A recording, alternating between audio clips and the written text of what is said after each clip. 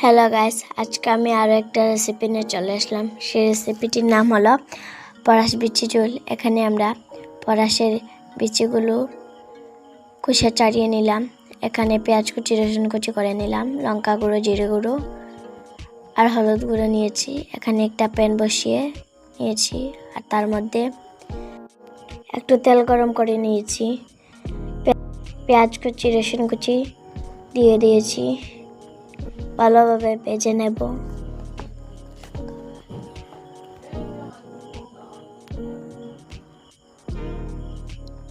এবার পরাস বিচিগুলোকে দিয়ে দিয়েছি, তার মধ্যে একটু লবণ দিয়ে দিয়েছি, নেড়ে দেব।